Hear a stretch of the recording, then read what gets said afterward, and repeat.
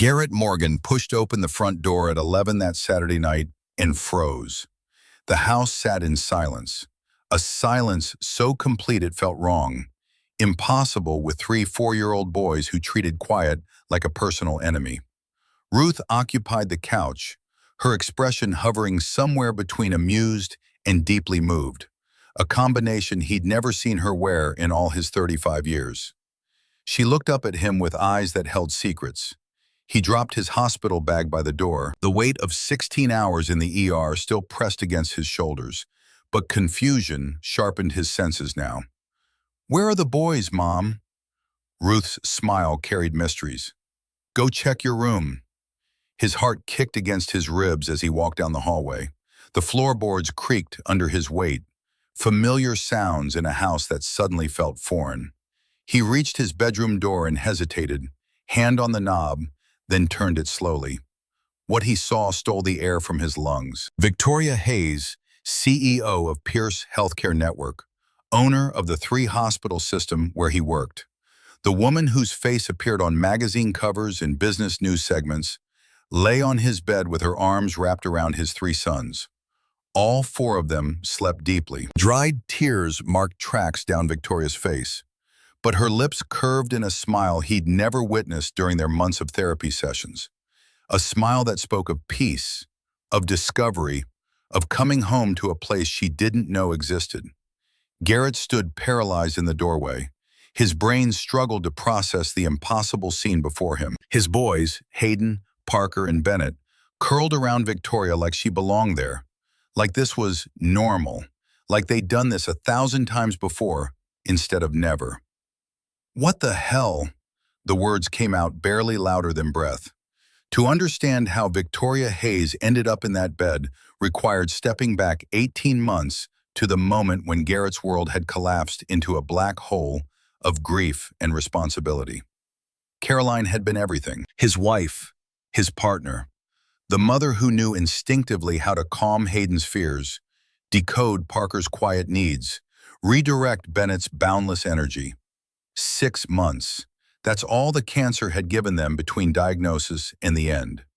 Aggressive ovarian cancer that moved through her body like wildfire, consuming everything beautiful and leaving only ashes. Garrett had been in surgery when Caroline died, an emergency appendectomy on a 12-year-old boy, a routine procedure that should have taken 90 minutes. By the time he'd scrubbed out and checked his phone, Caroline was gone. His mother's voicemail had been clinical, protective. "Garrett, you need to come home now." He'd driven through Boston traffic in a daze, running 2 red lights he didn't remember, parking crooked in his own driveway on Maple Street. The hospice nurse met him at the door with kind eyes that confirmed everything. She slipped away peacefully. The boys were at preschool. Your mother was holding her hand. "I wasn't there when she needed me most." Garrett had whispered it to Caroline's still warm hand, and the guilt had embedded itself in his chest like shrapnel, small pieces of it working deeper every day since.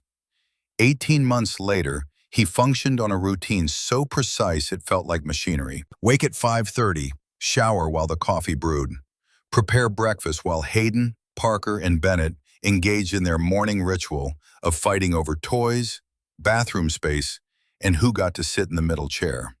Drop them with Ruth, who'd moved into the house the week after Caroline's funeral, and transformed the guest room into a permanent residence. Work 12-hour shifts at St. Grace Medical Center. Return home with just enough energy to play dinosaurs or build block towers before bedtime. Repeat. No breaks. No time to process his own grief. No space to imagine the future. Not when 3 lives depended on him being whole, even though inside he'd shattered into pieces he didn't know how to reassemble. The boys asked about Caroline constantly in those early months. "When is Mommy coming home from the stars?" They'd created their own mythology around death, one Ruth had encouraged with gentle stories about Caroline watching over them from heaven, keeping them safe, loving them forever.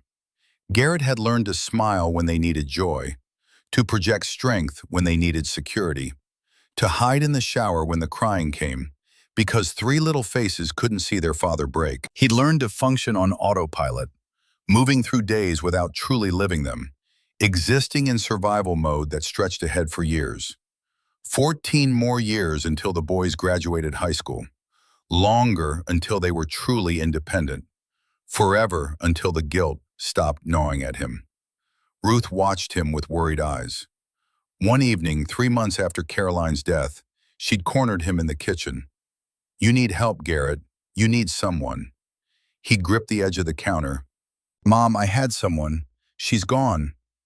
Caroline would want you to live again." "I am living. For them." He gestured toward the living room, where the boys crashed toy cars together, their laughter a sound that somehow made the silence in his chest louder. But Ruth was right. He wasn't living. He was surviving. And there was a difference that grew more pronounced as months accumulated. While Garrett Morgan navigated his grief-soaked existence in a modest two-story house in West Roxbury, Victoria Hayes occupied a different universe entirely. Her corner office on the 47th floor of one financial center featured floor-to-ceiling windows that overlooked the city like a kingdom. She arrived each morning at 6:30, fresh from a 4:45 workout that left her muscles burning and her mind sharp. The first meeting started at 7. The last often didn't end until 8 at night. 12 to 14-hour workdays, 6 days a week. Sunday mornings were technically off, but her laptop remained open on the kitchen island of her penthouse, emails demanding attention even during the few hours she allowed herself to pretend at rest. The penthouse itself sprawled across 2,500 square feet of minimalist design, all clean lines and expensive emptiness. White walls, gray furniture, abstract art that cost more than most people's houses. It echoed when she walked through it. Every footstep announced her solitude. Dinner followed a pattern. Takeout sushi from the same upscale place, eaten at the marble kitchen island while she reviewed quarterly reports or prepared for the next day's negotiations. The city sparkled beyond her windows, millions of lives unfolding in those lights. And Victoria sat alone in her tower, surrounded by luxury that felt increasingly like a very expensive prison. "I built a $45 million empire. Why does it feel like nothing?" She'd spoken the words aloud one night in January, her voice absorbed by the vast space, without even an echo to acknowledge the question. The panic attack started 8 months ago, though Victoria had ignored the first few, dismissing them as stress, caffeine overconsumption, lack of sleep. During a board meeting, her heart had suddenly raced out of control, her chest constricting like someone was tightening a vice around her ribs. Air became impossible to find. The room tilted. She'd excused herself with admirable composure and locked herself in the executive bathroom for 20 minutes, gripping the marble sink while her body betrayed her. "Just stress," she told her reflection. "Meditate more, breathe deeper, work smarter." But the attacks returned with increasing frequency, 2, then 3 times a week. No warning, no apparent trigger. She'd be reviewing contracts or leading strategy sessions, or simply riding the elevator, and suddenly her body would rebel, convinced it was dying even though every medical test came back clean. The attack that changed everything happened in a hospital hallway in June. Victoria had been touring St. Grace Medical Center, one of the 3 facilities in the Pierce Healthcare Network, when the familiar tightness seized her chest. She'd managed to duck into an empty corridor before the full force hit, but found herself hyperventilating against the wall, vision tunneling, convinced this time was different. This time was real. This time she was actually dying. Garrett Morgan found her there. He'd been heading to his office after a consult, turned a corner, and discovered the most powerful person in the hospital network gasping for air like a drowning woman. His training kicked in immediately, calm, professional. He'd approach with steady hands and a voice that cut through her panic. "Miss Hayes, I need you to breathe with me. In through your nose for 4 counts. 1, 2, 3, 4. Hold for 4. Out through your mouth for 4. He'd guided her to his office, sat her down, talked her through the attack with a competence that felt like a lifeline. When her breathing finally normalized, When the terror receded enough for thought to return, Victoria found herself staring at this doctor whose nameplate read, Dr. Garrett Morgan, Psychiatry. This isn't just stress. You're experiencing panic disorder. Untreated, it will destroy you. Victoria's walls snapped back into place. I don't need therapy. I need to work harder. No. His contradiction held no apology. You need help. Real help. This won't stop on its own. She'd walked out that day, fully intending to ignore his advice. But 3 days later, another attack hit during a critical investor call, and Victoria found herself unable to breathe, unable to function, unable to maintain the iron control that had defined her entire life. She'd called Dr. Morgan's office and asked for an appointment. The therapy sessions began quietly, secretly, Tuesday and Thursday evenings, after hours, unlisted on any schedule. No billing, no records. Victoria couldn't risk anyone knowing the invincible CEO was falling apart. Garrett had agreed to the arrangement with the same professional calm he'd shown in that hallway. For the first month, Victoria maintained her armor. She answered his questions with corporate precision, deflecting anything too personal, treating therapy like a business meeting that required her participation, but not her vulnerability. Garrett waited. He asked probing questions about happiness, fulfillment, purpose. He listened to her describe her empire with a detached observation of someone studying a specimen. The breakthrough came during their 6th session in late July. Victoria had arrived directly from a 14-hour day, exhausted in a way that went beyond physical tiredness. Garrett had asked a simple question. When was the last time you felt truly happy? Victoria opened her mouth to answer and found nothing there. The silence stretched. Minutes passed. Garrett didn't push. Finally, she'd whispered the truth. I don't remember. Maybe never. The admission cracked something open.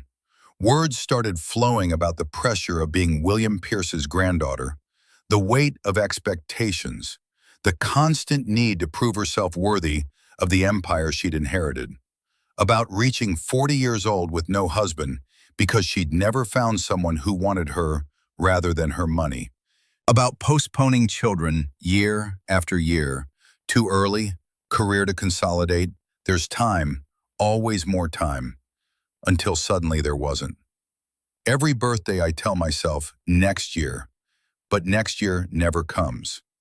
Victoria's hands trembled in her lap. I'm 40, no husband, no children, no family except my mother who only calls to criticize my choices. What would make you feel whole? For the first time in years, Victoria cried. I don't know. That's what terrifies me. Garrett maintained professional boundaries, despite finding himself drawn to her intelligence, her hidden vulnerability, the glimpses of the woman beneath the CEO armor. He told himself it was simple attraction, nothing actionable. She was grieving a life never lived. He was grieving the life he'd lost. Those parallel griefs couldn't build anything sustainable. But the sessions continued through August and into September. Victoria slowly peeled back layers, revealing depths of loneliness that mirrored Garrett's own. And Garrett, despite his determination to remain clinical, found himself sharing more than he intended about Caroline, about the boys, about the guilt that colored everything. They were both drowning in different oceans. And somehow, in that therapy room, they'd found someone who understood what it meant to be unable to breathe. The Saturday afternoon that shattered both their carefully controlled worlds began with Victoria alone in her penthouse, drowning in the worst panic attack she had experienced in months. Her chest felt like it was collapsing inward. Air wouldn't come. The room spun. Her heart hammered so violently she could feel it in her throat, her fingertips, behind her eyes. This wasn't the usual panic. This was terror so complete it erased everything else. But underneath the physical symptoms ran a more terrifying thought. I'm going to die alone in this apartment, and no one will find me for days. The penthouse walls closed in. The vast space became a tomb. Victoria grabbed her phone with shaking hands, pulled up emergency services, finger hovering over the call button. Instead, inexplicably, she found herself scrolling to Garrett's contact. Not to call. She couldn't explain what she needed because she didn't understand it herself. She just needed to move, to escape, to go somewhere that wasn't this beautiful prison. She grabbed her keys and ran. The drive to Garrett's house existed in her memory as fragments. Traffic lights, turns made on autopilot, the GPS voice guiding her to an address she'd never visited but had somehow memorized from his patient file. A middle-class neighborhood where modest houses sat close together, where toys littered front yards and basketball hoops hung over garage doors. Victoria parked crooked at the curb and sat gripping the steering wheel, her breathing still irregular, her hands still shaking. What was she doing here? Garrett wasn't even home. She knew his Saturday schedule, knew he'd be at the hospital until late. This made no sense. But the panic pushed her out of the car, up the cracked concrete walkway to a front door painted forest green. She rang the bell before she could reconsider. Ruth Morgan opened the door and saw an elegant woman in designer clothes, clearly out of place in this neighborhood, with red-rimmed eyes and ragged breathing. "Can I help you?" Victoria's voice came out smaller than intended. "I'm Victoria. I work with Garrett at the hospital. Is he here?" "He's on call. Won't be back until late tonight." Ruth studied her with a sharp assessment of someone who'd raised children and recognized distress in all its forms. "But please come in. You don't look well." Victoria should have declined, should have thanked her and left, should have returned to her penthouse and called her actual therapist, or gone to the emergency room, or done literally anything except enter her psychiatrist's home uninvited. But before she could speak, 3 identical boys barreled into the hallway behind Ruth, stopping short when they saw the stranger at the door. 3 pairs of blue eyes studied her with unfiltered curiosity. "Who are you?" one asked. Victoria's professional mask activated automatically. "I'm Victoria, your daddy's friend." "You're pretty," another observed with 4-year-old directness. The third was already reaching for her hand. "Come play with us." And Victoria, who'd spent decades building walls, who'd mastered the art of saying no to anything unproductive, who lived by a schedule planned to the minute, simply let herself be pulled into the house by 3 boys who didn't know she was wealthy and wouldn't have cared if they did. The playroom occupied what had probably once been a formal dining room. Toys scattered across every surface. Building blocks, plastic dinosaurs, matchbox cars, picture books stacked in precarious towers. The chaos should have triggered Victoria's need for order. Instead, something in her chest loosened. Ruth appeared with water and cookies. "I'll be in the kitchen if you need anything." Her exit felt like permission, like acknowledgement that whatever brought Victoria here, she was safe to stay.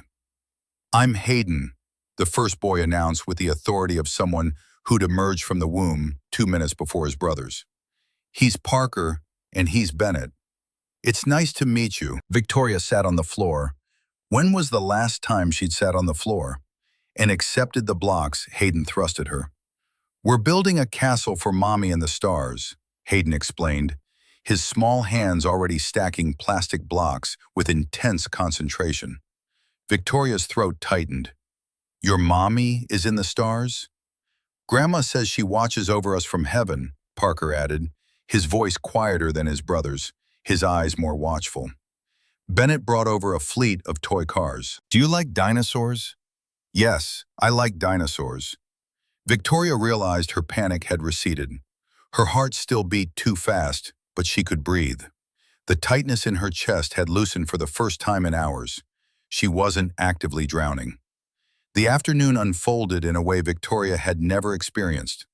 The boys changed the construction rules every 5 minutes, and she followed without question. Bennett insisted she provide voices for various vehicles, and she found herself making ridiculous engine sounds that prompted delighted giggles. Parker showed her drawings he'd made that week, waiting patiently for her to study each one and offer genuine observations. Hours passed.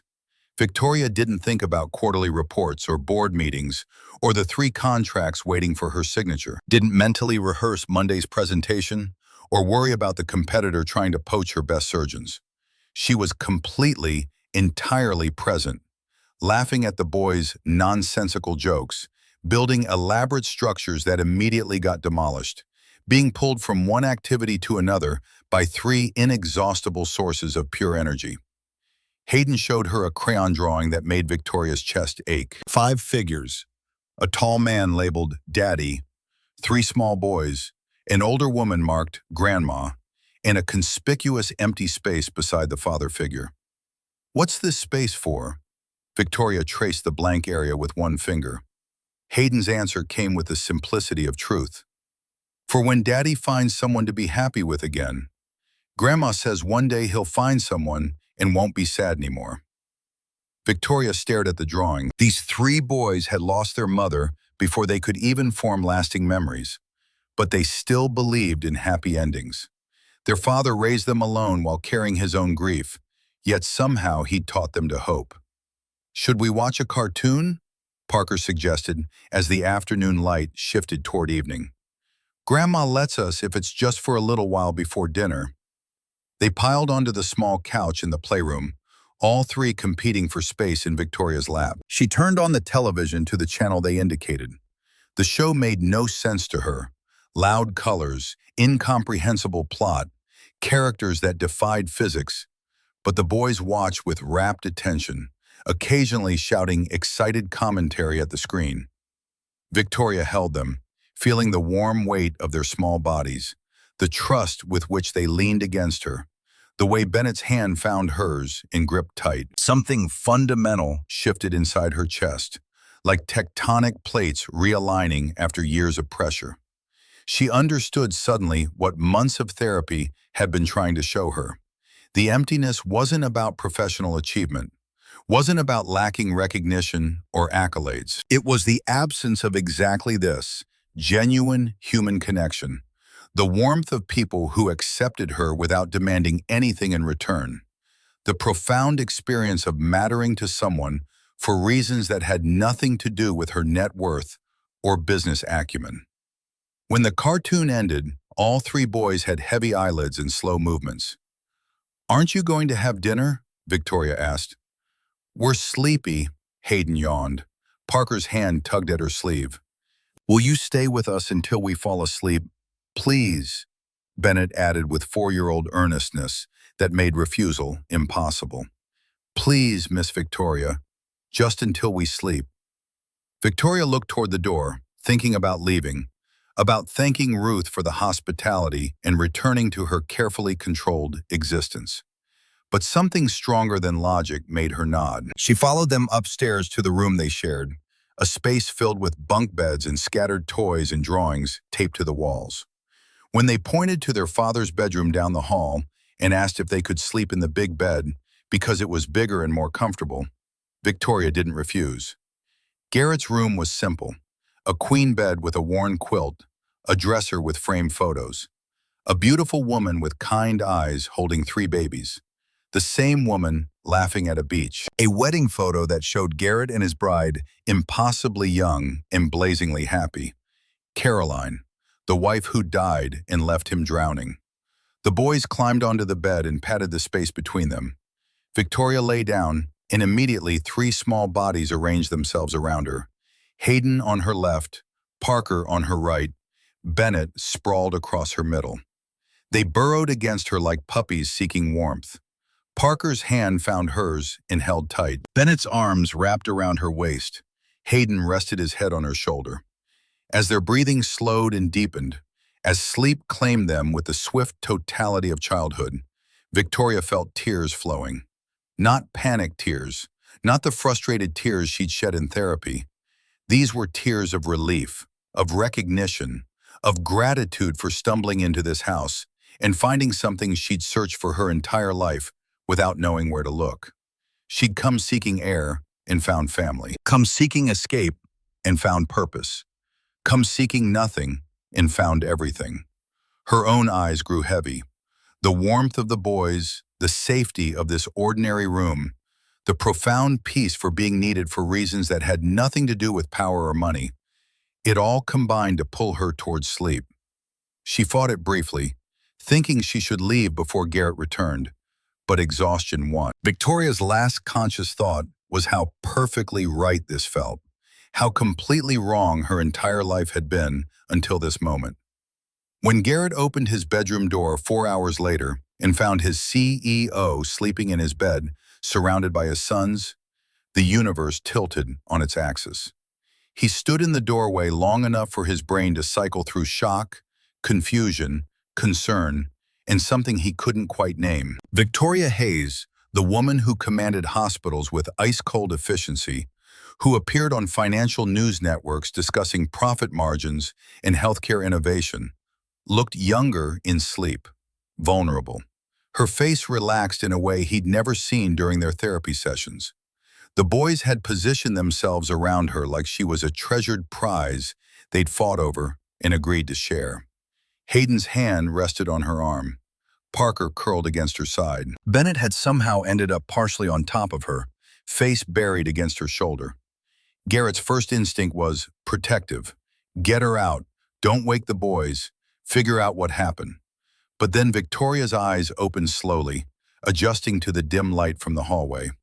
When she focused on him standing there, she didn't startle or show embarrassment. She simply smiled, small, tired, genuine. He gestured for her to extract herself, pointing at the sleeping boys. She nodded, understanding, and began the delicate process of unwinding 3 sets of limbs without waking their owners. Garrett approached to help, carefully lifting Bennett enough for Victoria to slide her arm free, then steadying Hayden as she shifted. Parker stirred but didn't wake when she eased away from him. They tiptoed out like co-conspirators, closing the door with painstaking care. In the hallway, standing face to face in the semi-darkness, silence stretched between them. Garrett expected an explanation. Victoria searched for words. Then she did something that completely disarmed him. She stepped forward and wrapped her arms around him in a hug that had nothing to do with social niceties or professional courtesy. This was the embrace of someone barely holding herself together, someone who needed human contact to prove she still existed. Garrett recognized it because he'd given and received this exact hug in the months after Caroline died. The desperate grip of someone reminding themselves they were still alive. His arms came up automatically, returning the embrace, and they stood there for a long moment while Victoria trembled slightly, and Garrett tried to understand what had happened in his house today. When they separated, Victoria wiped her eyes quickly. "Thank you." The words came out barely louder than breath. "For what?" Garrett kept his voice low to avoid waking the boys. "For everything. For the afternoon. For them. For this. Victoria, I don't know what happened here, but you don't need to thank me." "I do." Her eyes met his, and he saw raw emotion there that she'd never shown in therapy. "You don't understand. I need to." Ruth appeared at the top of the stairs and caught his eye, signaling that tea waited in the living room. She disappeared back downstairs with the tactical wisdom of someone who knew when to give people space. Garrett and Victoria descended the stairs and settled on the couch, while Ruth served steaming cups before announcing she'd be watching television in her room. The door closed, leaving them alone. Garrett waited.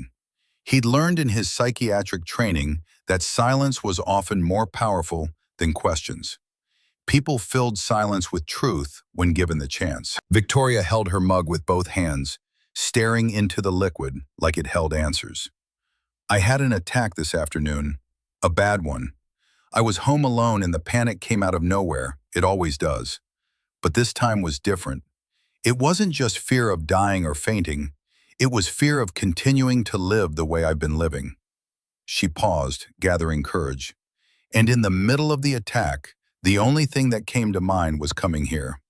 I didn't think, didn't plan, I just came." Garrett listened without interruption as she described Ruth welcoming her, the boys dragging her to play, the hours of simple joy that had quieted her panic more effectively than any medication. "Parker showed me a drawing of his family. He drew you, the three boys, your mother, and left an empty space next to you. He said it was for when you found someone to stay with you again. Victoria's voice cracked. And that broke me, Garrett, because I realized I'm 40 years old, built an empire, have more money than I could spend in 3 lifetimes, and my family drawing has no one. It's just me.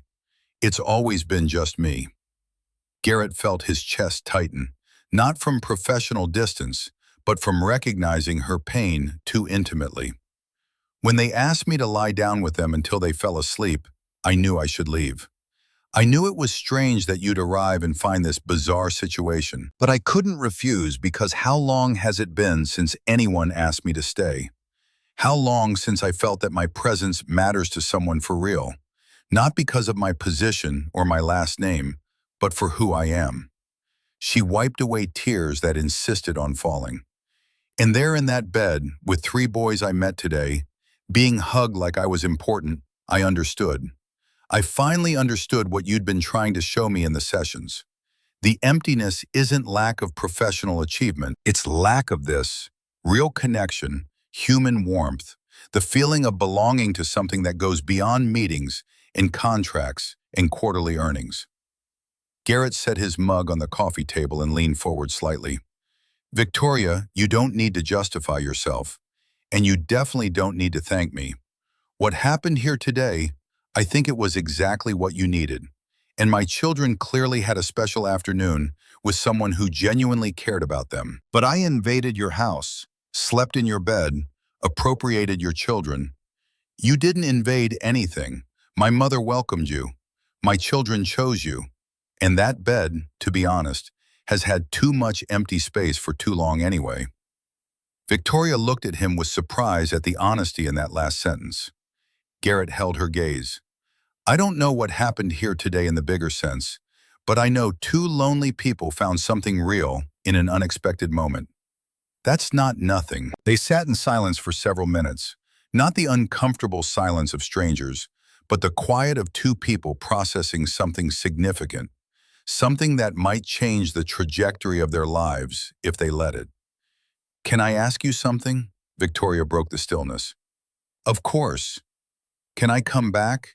It doesn't have to be every week, but maybe one Saturday from time to time, to see the boys. Garrett squeezed her hand gently where it rested on the table between them. I think they'd love that. They asked about the pretty lady 90 times before falling asleep. She smiled through her tears. So, until next Saturday?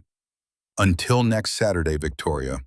When she finally stood to leave, when they said goodbye at the door with a hug that lasted several seconds longer than friendship required, both knew that night had altered more than just an afternoon of playing. It had opened a door neither had known existed, one that led towards something neither could name yet, but both wanted to explore.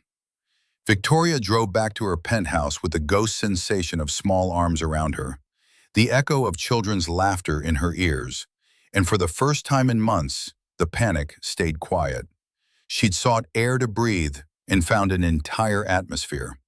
She'd sought escape from emptiness and stumbled into fullness. Garrett returned to check on his sleeping sons, standing in the doorway of his bedroom, watching their peaceful faces.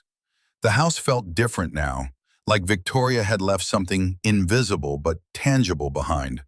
Possibility, perhaps, or hope, or simply the reminder that his life didn't have to be defined entirely by loss. Ruth found him there 20 minutes later, still watching the boys sleep. She's good with them. She is. But son, be careful. Garrett turned to face his mother. Careful of what? They're getting attached, and if she leaves, she won't leave, Mom. Ruth's expression held the sorrow of experience. Everyone leaves, Garrett. Caroline didn't choose to, but she left, and these boys can't handle another loss. The warning landed in Garrett's chest with uncomfortable weight, but he pushed it aside. Victoria had found something precious in his home, in his children. She wouldn't abandon that. She couldn't. But standing in that doorway with his mother's concerns hanging in the air, Garrett realized they'd crossed a line today that couldn't be uncrossed. Victoria Hayes wasn't just his patient anymore. She'd become something more complicated, something that scared him almost as much as it attracted him. He thought about Caroline's photo on his dresser, wondered what she'd think of this development, whether she'd approve or feel betrayed. The guilt that constantly gnawed at him flared bright. Was he replacing her? Was he allowed to feel this pull toward someone else? Did wanting Victoria in his life somehow diminish what he'd had with Caroline? The questions had no easy answers. So Garrett did what he'd become expert at over 18 months of grief. He pushed them down, locked them away, and focused on the immediate. His boys were safe. Victoria had found peace. Tomorrow he'd return to his routine. Everything would be fine. Victoria returned the following Saturday at 10 in the morning carrying a children's book she'd bought during the week and a bag of ice cream that would almost certainly melt before they got around to eating it. The boys spotted her through the front window and erupted in chaos. 3 identical faces pressed against the glass, hands waving frantically, voices muffled but clearly shouting her name. Ruth opened the door before Victoria could ring the bell. The older woman's smile held warmth, but also assessment, the look of someone protecting her territory while remaining gracious. "They've been asking about you since Monday." The boys swarmed Victoria the moment she stepped inside, all talking at once, pulling her in 3 different directions. Hayden wanted to show her the new block tower he'd designed. Parker had drawn a picture specifically for her. Bennett demanded she see the rock collection he'd started in the backyard. Garrett emerged from the kitchen with coffee, watching the scene unfold. Victoria caught his eye over the boys' heads, and something passed between them. Acknowledgement, maybe, or gratitude, or the simple recognition of 2 people who'd stumbled into something neither quite understood yet. The morning dissolved into controlled chaos. Building blocks became a castle, then a spaceship, then a restaurant where Victoria was forced to pretend to eat plastic food while Hayden explained the menu with absolute seriousness. Parker sat close, occasionally reaching out to touch her arm as if confirming she was real. Bennett crashed toy cars with sound effects that Victoria gamely attempted to replicate, earning delighted giggles when she got the engine noises wrong. By noon, they'd migrated to the backyard, where lunch happened at a picnic table Garrett had dragged from the garage. Hot dogs and chips and the ice cream Victoria brought, now properly melted but still delicious, according to 3 enthusiastic reviews. Food ended up everywhere except entirely in mouths, ketchup on shirts, chip crumbs in hair, melted ice cream dripping down chins. Victoria didn't flinch when Bennett's juice box exploded across her silk blouse, the purple liquid spreading across fabric that cost more than most people spend on groceries in a month. The boys froze, eyes wide, waiting for anger that didn't come. "It's just a shirt, Bennett. Let's clean it up together, okay?" Garrett observed from the back door, coffee mug in hand, struck by the ease with which Victoria had adapted to chaos. This woman who commanded boardrooms and negotiated million-dollar contracts was on her knees, soaking up juice with paper towels, while Bennett apologized in a tiny voice, and she assured him accidents happen to everyone. But Garrett also noticed his mother's expression, concerned, guarded, protective. Ruth was watching Victoria with the wariness of someone who'd seen her son devastated once and refused to let it happen again. Later, after the boys had been corralled into watching cartoons, Ruth pulled Garrett into the kitchen. "She's wonderful with them." Garrett heard the unspoken but hovering in the air. "And they're getting attached, Garrett, already. Hayden asked this morning if Miss Victoria was going to be their new mommy." The words hit harder than they should have. "What did you tell him?" "That she's Daddy's friend who likes to visit. But son, you need to be careful here." "Careful how?" Ruth's eyes held the grief of her own losses. A husband gone 10 years now, a daughter-in-law buried 18 months ago. What happens when she gets bored? When the novelty wears off and she remembers she has a company to run, a life to live? These boys can't handle another person leaving them. "She's not going to leave, Mom." "You don't know that. Nobody knows that." Ruth gripped the edge of the counter. "Love is easy when it's new and shiny. Staying is hard, and these boys, they've already learned that people they love disappear. Garrett wanted to argue, to defend Victoria, to insist his mother was wrong.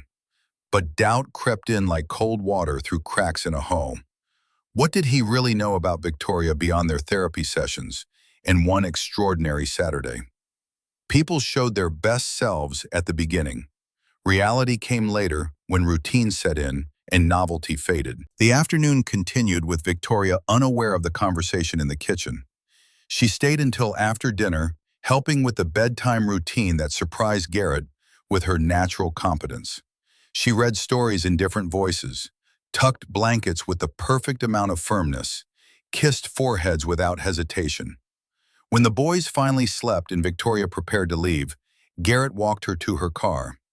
The evening air carried the first hint of autumn coolness. "Thank you for letting me come back." "You don't need to thank me every time." Garrett leaned against her car, hands in his pockets. "I do, though. You can't imagine how different this week was, knowing I had this waiting at the end of it." Something in her voice made Garrett's chest tighten, a loneliness so profound that these few hours with his children had become her lifeline. It should have felt flattering. Instead, it scared him. "Victoria, can I ask you something that might be too invasive?" "You can ask. Why did you never have children? I mean, it's obvious you love this. Why did you let it pass?" She was quiet for long enough that Garrett thought she might not answer. When she spoke, her voice carried the weight of accumulated regrets. "Because I thought I had time. Because I prioritized the company. Because I never found someone who wanted children with me for the right reasons. They wanted the Pierce name, the money, the connections." She stared at the darkening sky. "And when I realized time was actually finite, when I went to that fertility specialist and learned my window had closed, I was already 40 and alone. It seemed too late." "It's not too late. Adoption, surrogacy, alone at 40 with my work schedule?" Victoria's laugh held no humor. "What agency would approve me? I work 70 hours a week. I live in a penthouse that echoes. I have no partner, no support system, nothing that says good parent except money. And money is the one thing that doesn't actually qualify you to raise a child." Garrett studied her profile in the streetlight. "You know I'm raising 3 alone, right? You weren't alone when they were born. You had a partner, had a plan. I'd be starting from zero, no reference, no instinct, no idea what I'm doing. It's different." "Different isn't impossible." Victoria turned to look at him directly, and something in her expression made Garrett's pulse quicken. "Can I ask you something now?" "Of course. Have you thought about having someone again? Not for the boys to have a mother figure, for you to have company, partnership, someone to share this life with?" The question struck deep. Garrett took a long time answering, watching his own breath fog in the cooling air. "I think about it. Then I feel guilty, like it's betrayal. Like Caroline died last week instead of 18 months ago. And there are the boys to consider. How do I explain that someone new is going to appear? How do I guarantee this person won't leave and hurt them worse?" "You don't guarantee anything." Victoria's voice softened. "Nobody guarantees anything in life. But that doesn't mean you have to stay trapped in grief forever." "And you? Why did you never allow yourself to have someone for real? Someone who wanted you and not your empire?"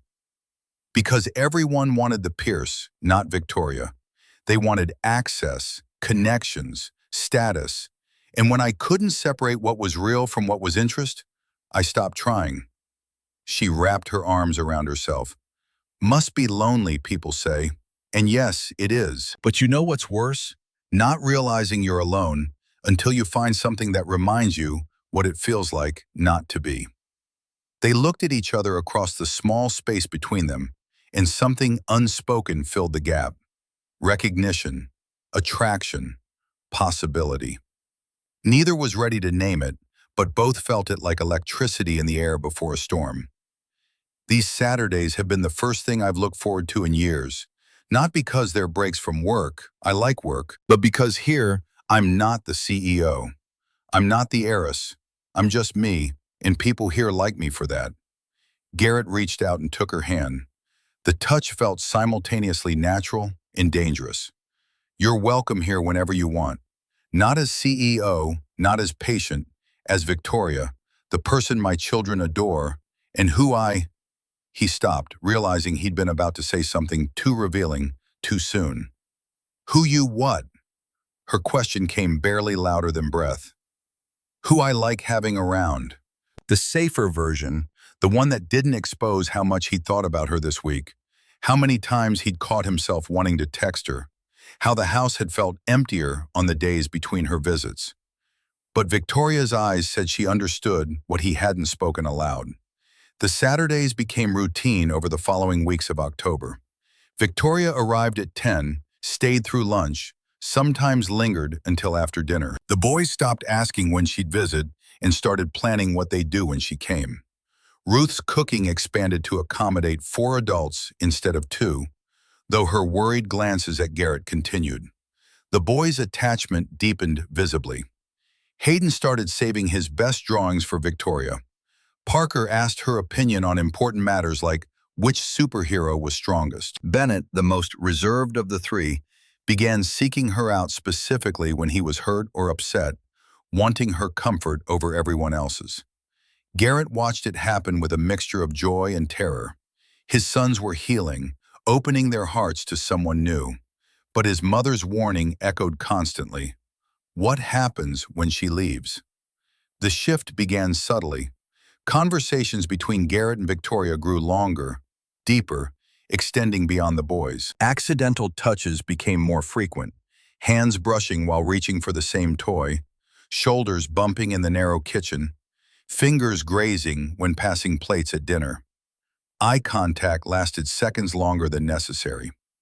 One Tuesday evening in late October, Garrett sent a text before he could overthink it. Dinner tomorrow, just the 2 of us. No kids, no therapy. Victoria's response came within minutes. Like a date? Garrett stared at his phone, heart pounding. Was it a date? Could it be? Should it be? Like 2 adults who could use conversation that doesn't involve dinosaurs or building blocks. Her reply, I'd like that. They met at a small Italian restaurant in the North End, far enough from the hospital to avoid running into colleagues. The booth in the back corner gave them privacy, candlelight flickering between them as they navigated the strange territory of being together without the boys or therapy as buffer. Talk flowed easily once they relaxed. Books they'd loved, movies that moved them, childhood stories that revealed who they'd been before life had shaped them into who they were now. Garrett learned Victoria had wanted to be a veterinarian as a child, but bowed to family pressure to study business.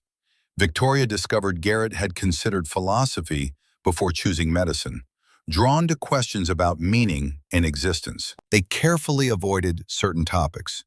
Caroline, Victoria's panic attacks, the boys, the future. This was an island outside normal life, a space where they could simply be 2 people enjoying each other's company. 3 hours passed like 30 minutes. The restaurant staff began cleaning around them before they noticed the time. In the parking lot, saying goodbye felt awkward in a way that hadn't existed at Garrett's house. Victoria moved in for a hug, and it lasted longer than friendship warranted. Garrett's arms tightened around her, and he breathed in the scent of her perfume, mixed with something uniquely her. When they separated, the air between them felt charged. Same time next week? Garrett's voice came out rougher than intended. I'd like that very much.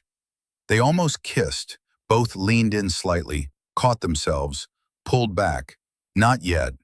Not while everything remained so complicated and undefined. But driving home separately, both smiled in their cars, feeling something that resembled hope.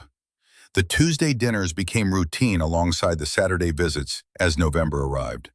Hand-holding graduated from accidental to intentional.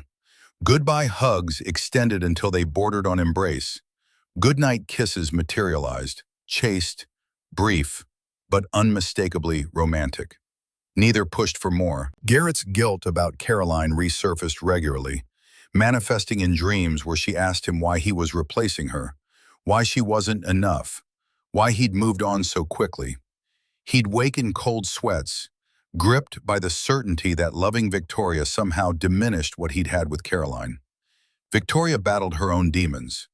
Late at night in her penthouse, she'd question whether she actually loved Garrett or simply loved the escape he represented. Did she want him, or did she want his ready-made family? Would she feel this pull toward him if he didn't come with 3 boys who filled the child-shaped void in her life? The questions had no clear answers, so they moved forward cautiously, building something neither could quite name. By early December, Victoria had a drawer in Garrett's bedroom, not because anyone had suggested it, but because she spent enough evenings there that keeping a change of clothes made practical sense. She'd help with bedtime, stay for adult conversation after the boys slept, sometimes doze on the couch during a movie, and wake to Garrett covering her with a blanket. The boys adapted seamlessly. Hayden declared Victoria should live with them permanently. Parker asked why she had her own house when she could just stay in theirs. Bennett, with 4-year-old bluntness, asked, "Are you going to be our new mommy?" Victoria had frozen, looking to Garrett for guidance. He'd knelt to Bennett's eye level, voice gentle but firm. "Victoria is someone very special to all of us, but she's not replacing your mommy. Your mommy will always be your mommy. Victoria is Victoria." Bennett had seemed satisfied with that non-answer, but the question lingered in the air, unanswered but not forgotten. The cracks in their careful balance started showing in mid-December. Bennett, who'd been warming to Victoria steadily, suddenly became hostile. He threw toys when she arrived, refused to play with her, hid in closets when she tried to engage. The transformation was dramatic and disturbing. Hayden and Parker were baffled. "Bennett, why are you being mean to Miss Victoria?" Bennett's response came with tears and fury. "She's not mommy. I want mommy. Make her go away." Victoria tried everything, giving him space, offering his favorite activities, attempting gentle conversation. Nothing worked. Bennett's rejection was absolute and devastating. Garrett discovered the trigger after a conference with Bennett's preschool teacher. The class had done a Mother's Day craft project, and Bennett had created a card for "Mommy in the Stars." The teacher had gently suggested he might want to give it to someone else who took care of him, maybe his grandmother or another special person.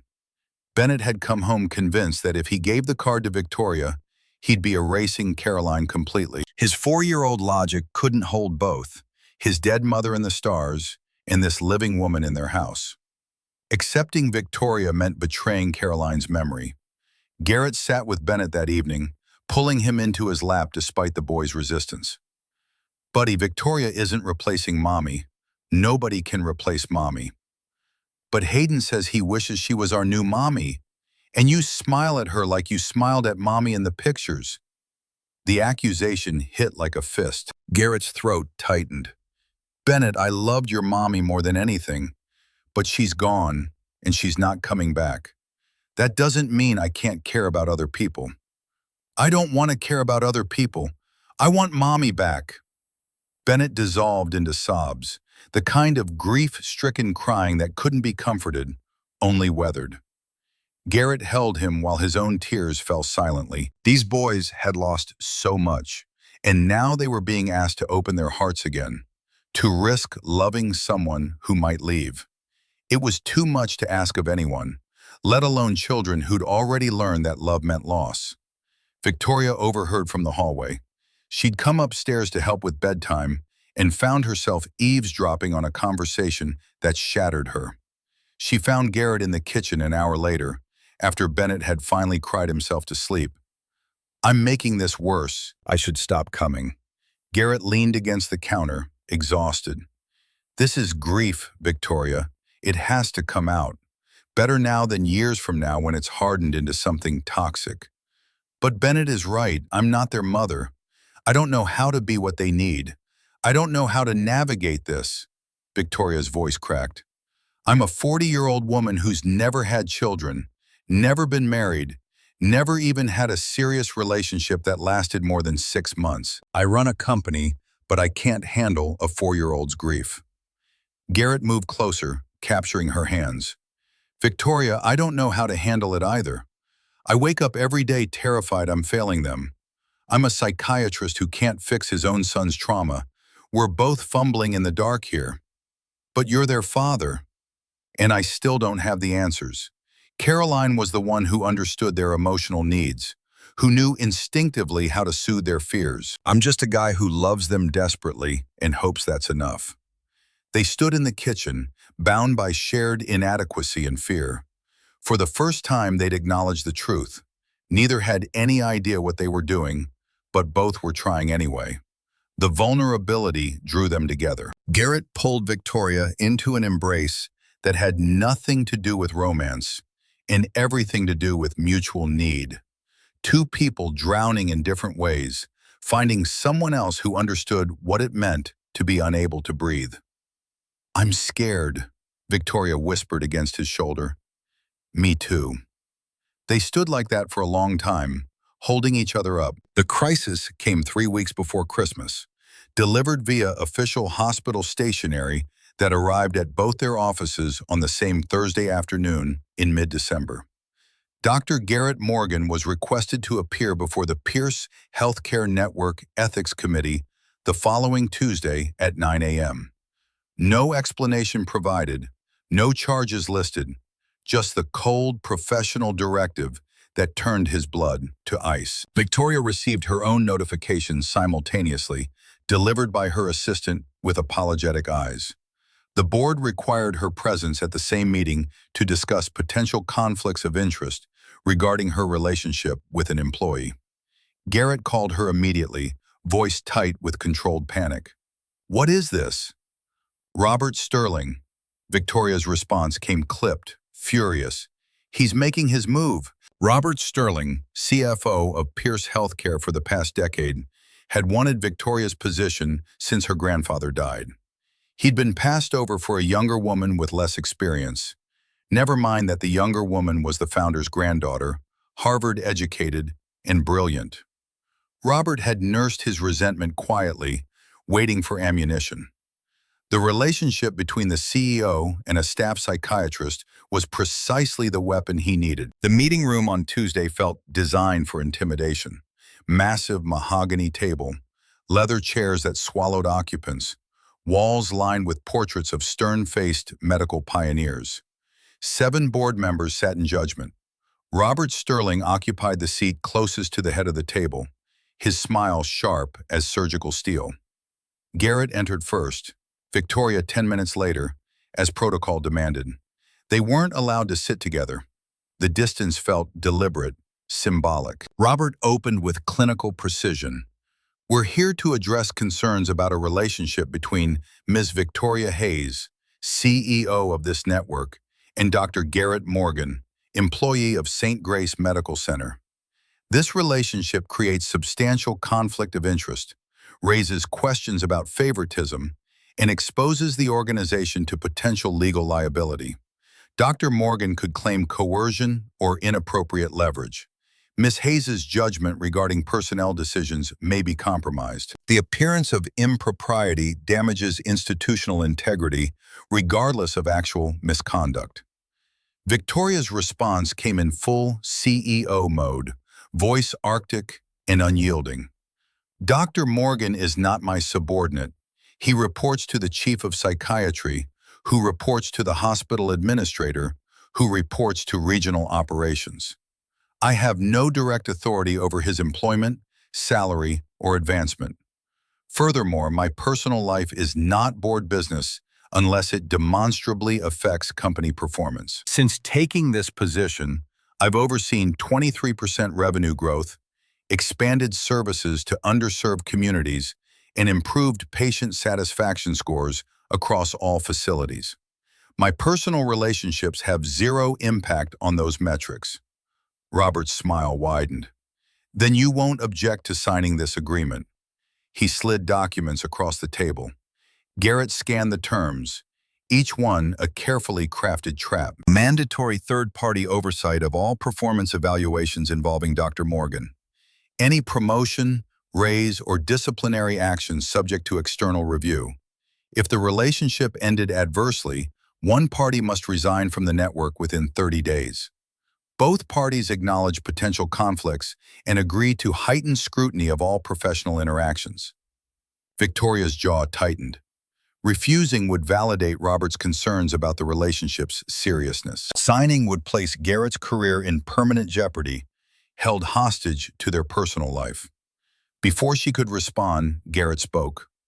"I'll sign." "Garrett, no. I'm not letting them use me as leverage against you." His voice carried steel beneath the calm. To Robert, "But let's be clear about what's actually happening here. You're not protecting the company, you're protecting your ambition. Everyone in this room knows you want her position. This is sabotage dressed as ethics." Robert's expression never shifted. "Then prove me wrong. Stay together for 6 months without incident. If you can manage that without damaging the organization, perhaps these concerns are unfounded."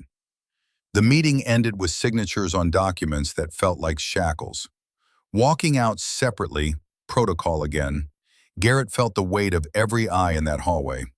Word would spread through the hospital by lunch. The CEO's secret relationship, now public knowledge, subject to institutional scrutiny. Victoria caught up to him in the parking garage, her heels echoing sharply off concrete. "I could have handled that." "By sacrificing what? Us? Your position?" Garrett's frustration boiled over. "That agreement is designed to make you choose between your career and this relationship. There is no us. We're not even official. We haven't defined anything. We're just, what the hell have we been doing for 3 months, Victoria? What do you call these Tuesday dinners and Saturday routines and the drawer in my bedroom?" She recoiled as if struck. "I call it complicated. I call it undefined. I call it something I can't name because naming it makes it real. And real things can hurt me." Garrett stared at her, seeing the walls rebuilt in real time. "You're running again." "I'm being realistic. This was always impossible. CEO and employee, woman with 45 million and man with medical debt, person with no family and person with 3 sons. We were playing house, pretending the real world didn't exist. Now it does, and we have to face that. Maybe this was a mistake from the beginning." She walked to her car, each step deliberate, controlled. Garrett watched her go, recognizing the retreat for what it was. Victoria Hayes choosing the empire over the risk, choosing safety over vulnerability. The following Saturday, Victoria texted that she couldn't make it. Work emergency. The boys' disappointment cut deeper than Garrett expected. Hayden asked if they'd done something wrong. Parker wondered if she was sick. Bennett, surprisingly, was the most vocal. "I want Miss Victoria." Tuesday's dinner was canceled via text. Work crisis, investor concerns, board complications. By the 3rd week of her absence in early January, the boys had stopped asking. They'd learned this pattern before. People you loved disappeared. The silence in the house felt heavier than before Victoria arrived, like they'd been given a glimpse of fullness, only to have it revoked. Ruth found Garrett in the kitchen late one night, staring at his phone like it might spontaneously generate a message from Victoria. "She's scared." "She's gone, Mom. There's a difference."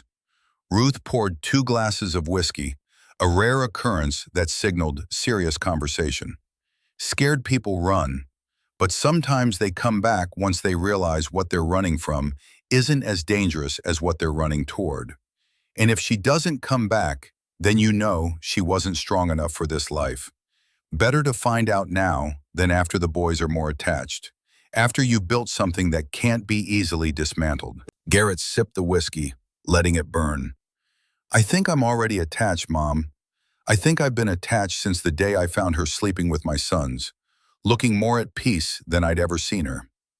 "Then you have to decide, do you fight for her or do you let her go?" The answer should have been simple, but Garrett was tired of fighting, tired of trying, tired of hoping things could be different. If Victoria wanted to walk away, maybe he should let her. Week 3 became week 4 as January deepened. Garrett threw himself into work with renewed intensity, taking extra shifts, volunteering for the cases other psychiatrists avoided, anything to avoid thinking about the empty space Victoria had left behind. Then Ruth collapsed in the kitchen on a Monday morning while making breakfast. Garrett heard the crash from upstairs where he'd been getting the boys ready for preschool. He ran down to find his mother on the floor, conscious but disoriented, the right side of her face drooping slightly. Stroke. The word screamed through his medical training, even as panic short-circuited rational thought. The ambulance ride, the emergency room admission, the rapid imaging that confirmed ischemic stroke. It all happened in a blur of professional competence masking personal terror. The boys, dropped with a neighbor in chaos, kept calling his phone.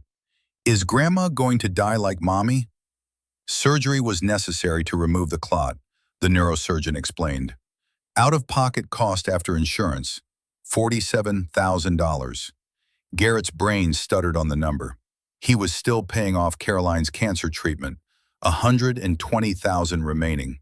His savings had been decimated by 18 months of single-income household with 3 children. He didn't have $47,000. He didn't have $20,000. He barely had 5.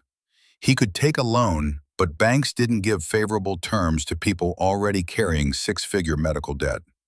The surgery needed to happen within hours for optimal outcomes. He had no time and no options. Sitting in the ICU waiting room at 3 in the morning, watching through the glass as surgeons worked on his mother, Garrett felt the universe pressing down with unbearable weight. The boys needed him. His mother needed him. He was drowning, and there was no one to pull him up. Victoria learned about Ruth's stroke from the hospital administrator. Protocol required notifying the CEO of any employee family emergencies that might affect work attendance. She was in a meeting with investors when the notification arrived, and she felt the blood drain from her face reading the clinical summary. The meeting continued around her, voices discussing quarterly projections and expansion strategies, but Victoria heard none of it. Her mind was in that ICU, imagining Garrett's terror, the boy's fear, Ruth's fragile mortality. She excused herself with bare apologies and drove to St. Grace Medical Center, breaking multiple traffic laws in the process. Finding Garrett was easy. He sat alone in the ICU waiting room, still wearing yesterday's clothes, unshaven, hollow-eyed. The boys were nowhere visible. "Garrett?" He looked up, and for a moment, something like relief crossed his face before it hardened into something colder. "What are you doing here? I heard about your mother. Is she... She's in surgery, and I don't have time for this conversation right now." Victoria sat anyway, maintaining careful distance. "I can cover the costs." "No." "Garrett, don't be stubborn." "I said no." His voice was flat, exhausted, beyond emotion. "I don't need your charity." "It's not charity, it's..." She stopped, searching for words that wouldn't sound condescending. "It's what people do for people they care about." "We're not people who care about each other, Victoria. You made that abundantly clear when you disappeared for a month." His voice held no anger, just tired resignation. "You were right that day in the parking garage. This was always impossible. We were playing house, pretending reality didn't exist. Now reality exists, and I can't afford to have you in my life making it more complicated." Before Victoria could respond, noise erupted down the hallway.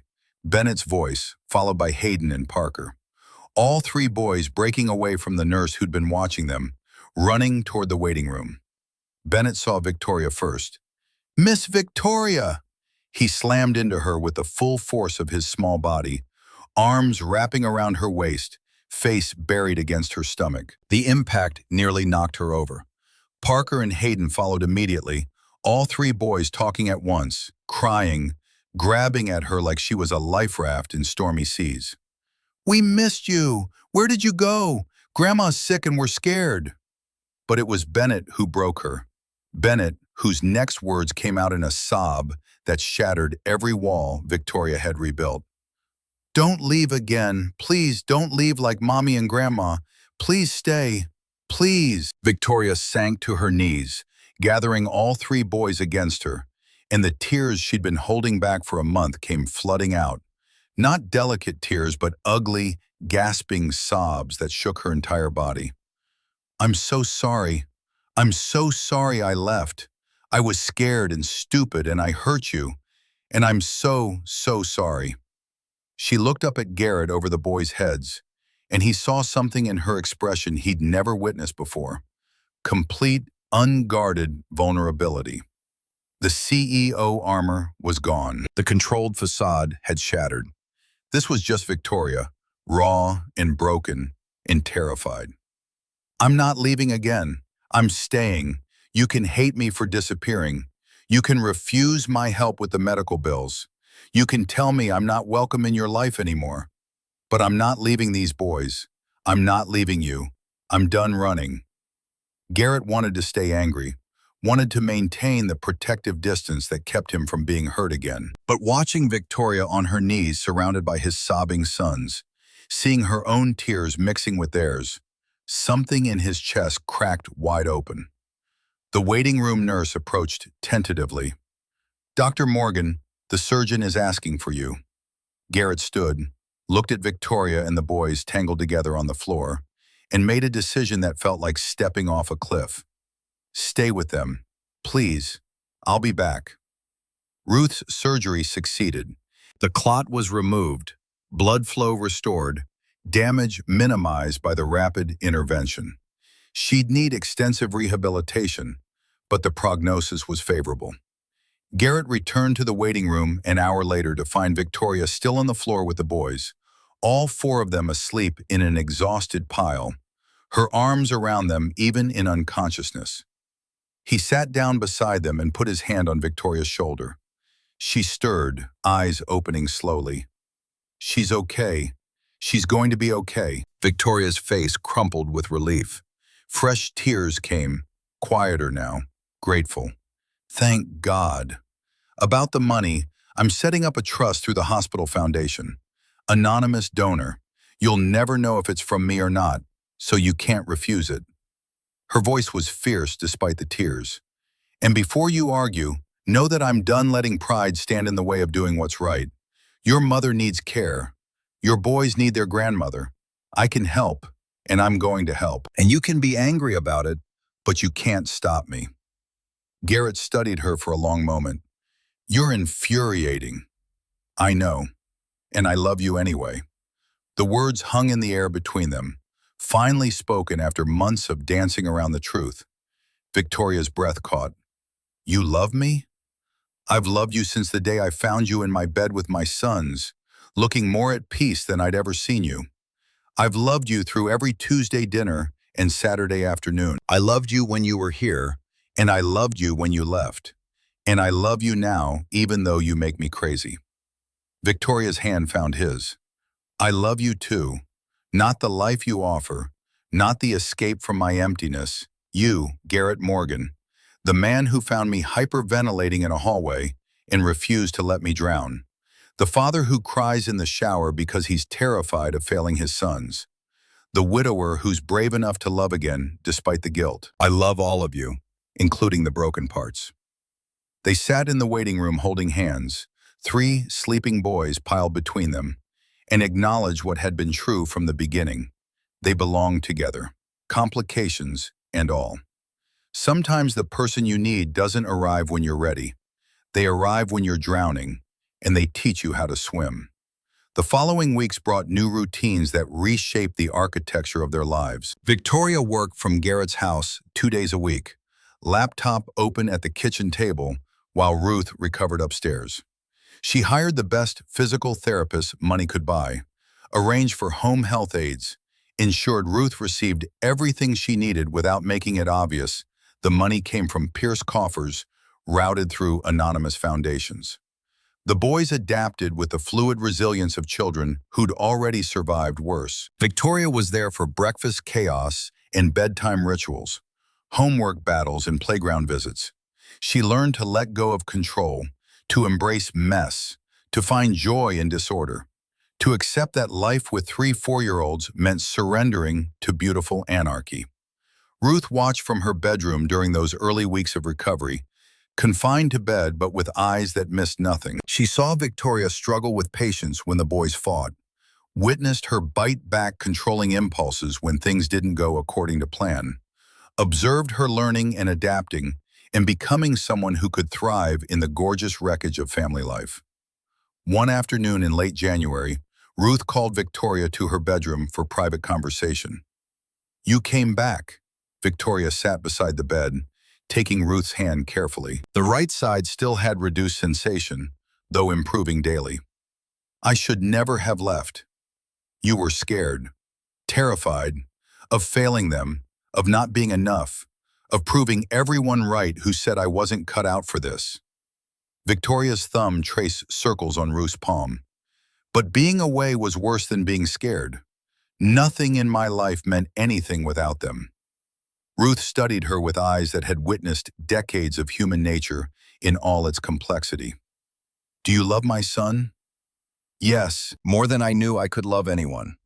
Enough to stay when it's hard, when it's not special Saturdays and Tuesday dinners, but sick kids and tight money and grinding routine." Victoria met her eyes directly, unflinching. "I'm not going anywhere, ever. I know you don't fully trust me yet, and I don't blame you. But I'm going to prove it through action, not words. I'm here for the long haul, the hard parts, all of it." Ruth squeezed her hand weakly. "Then welcome to the family, Victoria, because that's what we do here. We stay." The tears came again, but these were different. These were tears of acceptance, of belonging, of finally finding home after 40 years of searching in all the wrong places. By March, Ruth had recovered enough to walk without assistance, though she tired easily and needed afternoon rests. The dynamics of the household had shifted in ways both subtle and profound. Victoria wasn't a visitor anymore. She was woven into the fabric of their daily existence, a presence as essential as oxygen. The boys had stopped asking if she was staying and started assuming she would be there. Hayden saved his achievements for her, the perfect coloring page, the successfully tied shoe. Parker sought her counsel on matters of childhood importance, with the gravity of a consultant hiring an expert. Bennett, who'd fought her presence hardest, now crawled into her lap during movies without prompting, his small body trusting her completely. Garrett watched his family expand to include this woman who'd arrived in their lives like a storm, devastating at first, then life-giving. The guilt about Caroline still surfaced occasionally, but it had transformed from sharp accusation to gentle acknowledgement. He could love Caroline's memory and Victoria's presence without one diminishing the other. The heart, he'd learned, had infinite capacity when you stopped rationing it. The proposal happened on a random Thursday evening in early June, not because Garrett planned it, but because the moment felt right. They were in the backyard after the boys' bedtime, sitting on the porch steps, drinking wine and talking about nothing important. Ruth was upstairs, recovered enough to need minimal assistance. The night air carried the warmth of approaching summer and the scent of Ruth's garden coming back to life. "9 months ago, you showed up at my door in the middle of a panic attack." Victoria smiled, the memory no longer painful. "Not my finest moment. You found my boys. Or they found you, I'm still not sure which." Garrett took her hand, threading his fingers through hers. "And you gave me something I thought I'd lost forever. Hope. The ability to imagine a future that isn't just survival. The courage to love again despite the guilt and fear." He pulled a ring from his pocket, simple, elegant, not expensive by Victoria's standards, but purchased with his own money, significant for what it represented rather than what it cost. "I loved Caroline. I'll always love her, but she's gone, and you're here. And I don't want to spend another day pretending you're just visiting. I don't want you to have a drawer in my room. I want you to have half the closet. I don't want Tuesday dinners as dates. I want you at my table every night." He slipped the ring onto her finger. "I'm not offering you money or status or ease. I'm offering 3 loud boys, a mother-in-law who lives with us, a house that needs repairs, and a man who still cries sometimes. I'm offering medical debt and tight budgets and chaos, but I'm also offering real love, the kind that builds life instead of just avoiding loneliness. Victoria pulled him close, kissing him with all the pent-up emotion of 9 months building toward this moment. When they separated, her answer came through tears and laughter mixed together. Yes, 1,000 times yes. But Garrett, I'm keeping my name and my job and my terrible control issues. I know. I'm marrying you, not trying to fix you. Good, because I'm marrying you, not the perfect memory of your wife. I'm marrying the real, complicated, still grieving man who's brave enough to love again.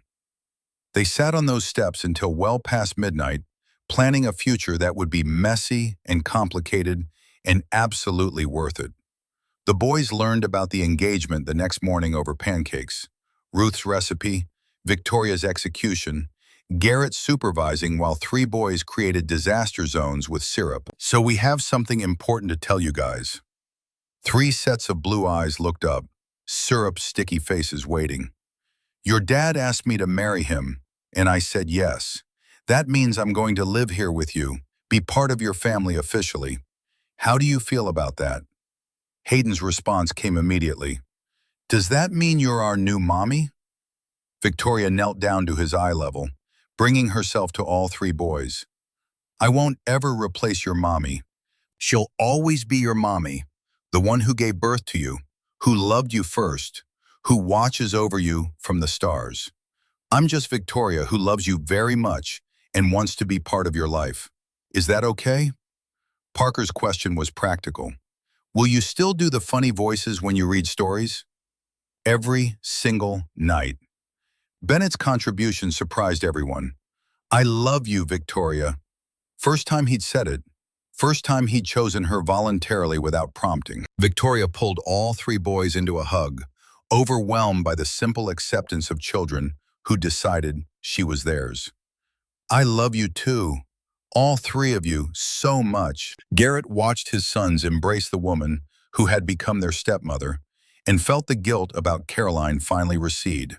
Not disappear, he'd always carry some measure of it, but now it shared space with gratitude for second chances, for unexpected love, for the courage to build something new on the foundation of what he'd lost. The wedding happened 6 months later in December in their backyard, the same space where Garrett had proposed, where the boys played daily, where Victoria had learned to let go of control and embrace chaos.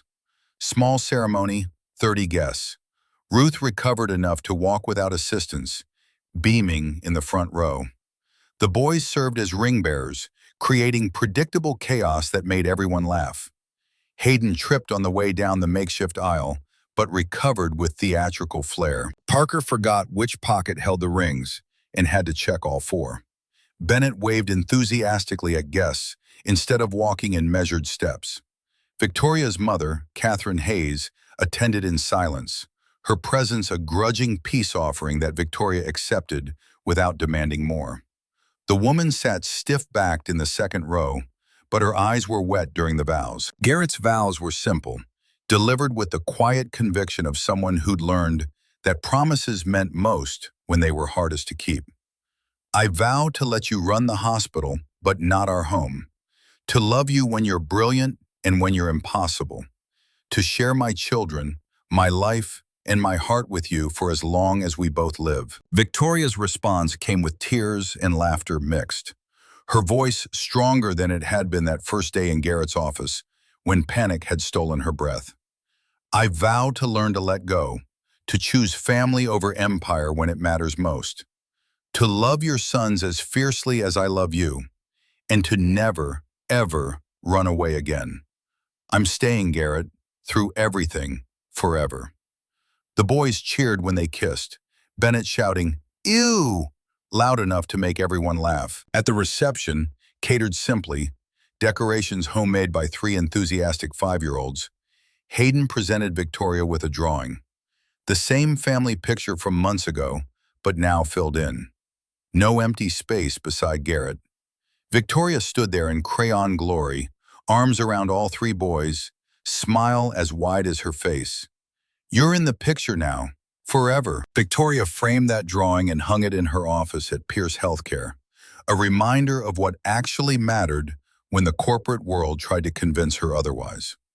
2 years after that first Saturday, when Victoria showed up at their door barely holding herself together, Garrett woke to a scene that had become the foundation of his happiness. Victoria slept beside him, her dark hair spread across the pillow he'd once thought would always hold only memories. Through the open door, he could hear the boys, now 7 years old, arguing about whose turn it was to pick the Saturday morning cartoon. He slipped out of bed carefully, not wanting to wake Victoria. She'd been up late the night before, finishing a proposal that would expand Pierce Healthcare's community health initiatives into underserved neighborhoods.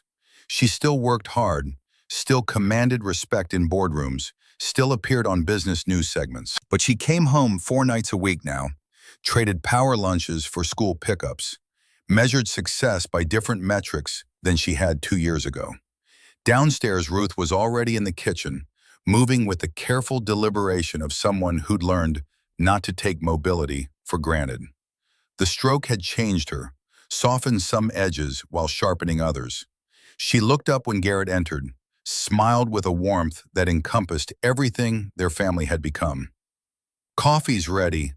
Boys are negotiating World War III over the remote control. Some things never change. And some things do." Ruth nodded toward the stairs where Victoria would eventually appear, sleepy and beautiful, in theirs. "You're happy, sweetheart. Really happy. I can see it." Garrett poured his coffee, considering. "I didn't think I could be again. After Caroline, I thought that part of my life was over. Caroline would have wanted this for you, for all of you." "I know. Took me a while to believe it, but I know." The boys thundered down the stairs, 3 identical faces lighting up when they saw their father. They'd grown so much, no longer the 4-year-olds who'd first met Victoria, but real boys with opinions and homework and gaps where baby teeth used to be. "Dad, tell Parker that it's my turn to pick the show. Tell Hayden that just because he's oldest doesn't mean he's the boss. Tell them both that I found the remote first, so I should decide." Garrett held up his hands in surrender. "How about we let Mom decide when she comes down?" The casual use of Mom for Victoria still caught him sometimes, filled him with quiet amazement. The boys had made the transition naturally, calling her Victoria when they were being formal, Mom when they wanted comfort or permission, or simply felt like it. Caroline remained Mommy in the stars, present in photos and stories, and the love that had shaped their earliest years. But Victoria was Mom, the person who packed their lunches and helped with homework and kissed scraped knees. Victoria appeared 20 minutes later in yoga pants and one of Garrett's old t-shirts, hair pulled back in a messy bun, no makeup, looking nothing like the polished CEO the world saw. She looked like home. "Good morning, chaos." She kissed Garrett, then moved to ruffle each boy's hair in turn. "What's the crisis du jour?" "They can't agree on cartoons," Ruth explained, handing Victoria coffee. "Rock, paper, scissors. Best 2 out of 3. Winner picks, but everyone gets veto power if it's too violent or stupid. Sound fair?" The boys agreed immediately, already positioning their hands. Victoria caught Garrett's eye over their heads, her smile saying what words didn't need to. This life they'd built, this beautiful mess, this was everything. After the cartoon dispute was settled and the boys were absorbed in their show, Victoria and Garrett escaped to the backyard. The December morning was cold but clear, frost sparkling on grass that needed mowing one last time before winter truly set in. The fence still needed painting. The garden showed Ruth's recovering touch, but also her limitations.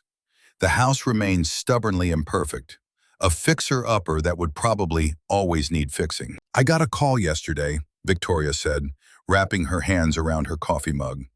"The board wants to expand my role, regional director for all New England operations. That's huge. Congratulations." I turned it down. Garrett looked at her in surprise. The Victoria he'd met 2 years ago would have jumped at that opportunity, would have seen it as validation of everything she'd worked for. You turned down a promotion? I turned down a life I don't want anymore. She leaned against him, and he wrapped his arm around her shoulders. It would mean 60-hour weeks, constant travel, missing dinners and bedtimes, and all the small moments that actually matter.